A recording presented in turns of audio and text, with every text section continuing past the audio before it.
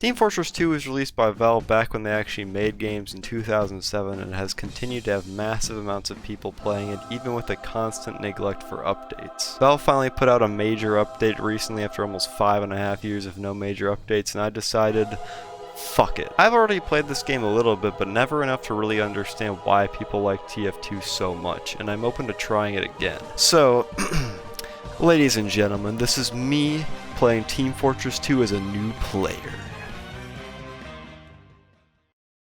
The first thing you see when you boot up the game is that it isn't optimized. The resolution is way lower than it should be, so you got this tiny screen, but it's an easy enough fix. TF2 is a shockingly good base tutorial explaining how to move the character, move the camera, how to shoot and switch weapons optimally. It teaches you everything you need to know to get into the game without feeling overwhelmed, even explaining all the modes too. The first match I got in was Capture the Flag, where you know, it had no time limit, so the match would go on until I decided to leave, but because it went on for so long, I got a decent grasp on the game. And it feels surreal to say this, but one of my favorite parts about TF2 are the emotes. Let me explain. In pretty much every modern multiplayer shooter, you have to either purchase the emotes with real money or work towards buying it with in-game currency, which can be unethical. But I learned right away that you don't need to have a specific emote equipped in TF2 to use it. If another person already has the emote, you can just press G and have fun.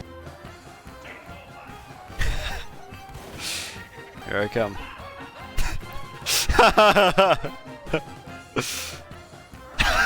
This happened multiple times where I'd high-five someone or Kazatsky kick all the way into enemy territory.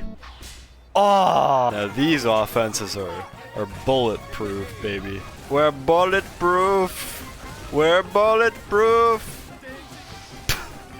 We're not fireproof though. Son of a bitch. Alright, son of a bitch. It's super fun and I'm shocked more games don't do this. But what about the actual gameplay? Asks absolutely fucking no one, but I'll answer anyway. The gameplay is pretty fun too. Out of the 10 classes, my favorite was by far the Spy. He has a revolver and a thing to destroy turrets, but the coolest part about him is the cloak and disguise kit, which allows you to turn invisible and disguise yourself as whoever you want to be. So what you do is disguise yourself as the enemy and stab that bitch in the back for an insta-kill.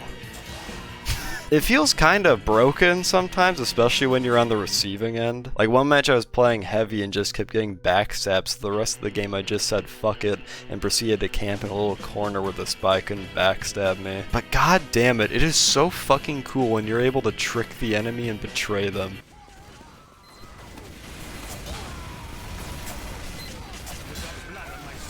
Oh my god, I'm going crazy. Every other class was damn fun to play too, except for the engineer, and I think that's more just because I'm kinda shit at him. I've seen people do amazing as engineer, but I struggle to get a turret down, and even though that sucks, that's another thing about this game that's cool. The skill ceiling. Part of the reason why I feel like this game will never die is because it doesn't even feel like there's a ceiling for your skill. I already know just how much depth Spy has and how much better I can be as him, and it's the same thing for Engineer or Scout or Demo Man. I haven't even mentioned the different progression systems for unlocking weapons. When you get a new weapon, it can drastically change your entire playstyle. I haven't unlocked a whole lot of stuff so far, but I've definitely seen what other people have unlocked. I won't say that it's all good though. Bots are really annoying.